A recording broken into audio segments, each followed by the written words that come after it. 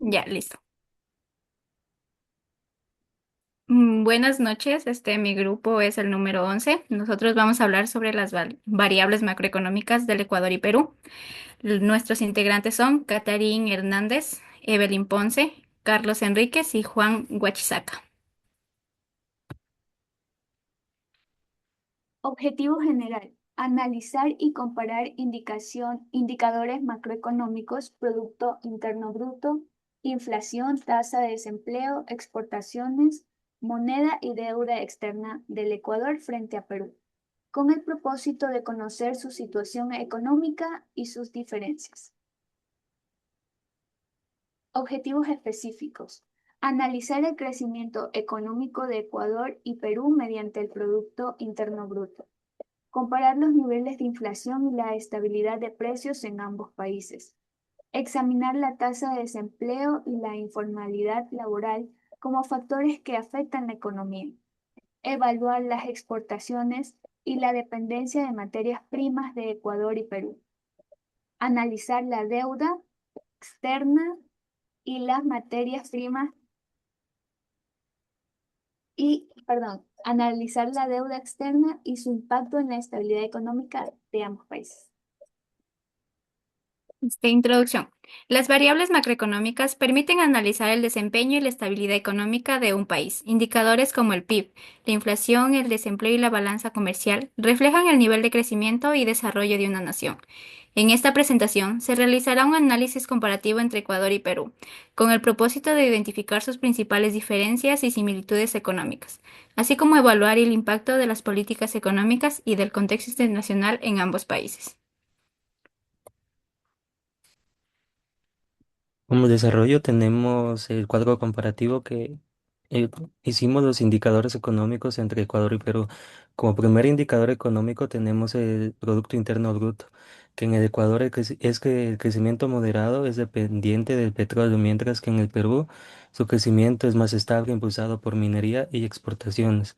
Como segundo indicador tenemos la inflación, que en Ecuador es baja y estable por la dolarización, mientras que en Perú es controlada pero variable por política monetaria propia. Como tercer indicador tenemos el desempleo, que en Ecuador es un nivel medio, pero con alta informalidad laboral por trabajo sin contrato, mientras que en Perú es bajo en cifras, pero también con informalidad, aunque con más empleo formal en mejora. Como cuarto indicador tenemos el tipo de moneda. En Ecuador, su tipo de moneda es el dólar estadounidense, mientras que en Perú es el sol peruano. Como quinto indicador tenemos las exportaciones, que en Ecuador sus principales exportaciones son el petróleo, el banano, el camarón y el cacao, mientras que en el Perú sus principales exportaciones son el cobre, oro, pesca, uvas y arándanos.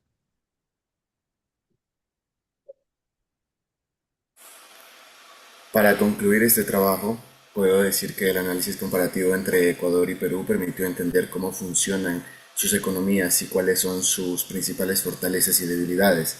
En el caso de Perú se observó una economía más estable gracias a la diversificación de sus exportaciones y el impulso de sectores como la minería. Mientras tanto, en Ecuador nos habla que depende más del petróleo y de ciertos recursos naturales, lo que hace que su economía sea más vulnerable a los cambios internacionales. También se pudo identificar que la dolarización en Ecuador ha ayudado a mantener una inflación más estable y controlada. Sin embargo, al no tener moneda propia, el país tiene menos posibilidades de aplicar políticas monetarias frente a crisis económicas externas. Otro aspecto importante del que se habló es que ambos países enfrentan problemas de desempleo e informalidad laboral, aunque en Ecuador este problema tiene un mayor impacto social y económico. En cuanto a las recomendaciones, considero que Ecuador debería fortalecer, otros recursos productivos para no depender tanto del petróleo. Además, es importante apoyar el empleo formal, la inversión y el emprendimiento para mejorar la economía y generar más oportunidades para la población. También se recomienda invertir más en educación e innovación, ya que esto ayudaría a aumentar la competitividad del país y aprovechar mejor sus recursos.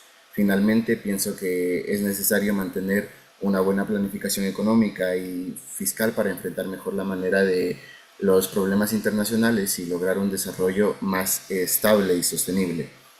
Esto sería todo por parte de nuestro grupo. Gracias por la atención y esperamos que nuestra exposición haya sido clara e interesante. Muchas gracias.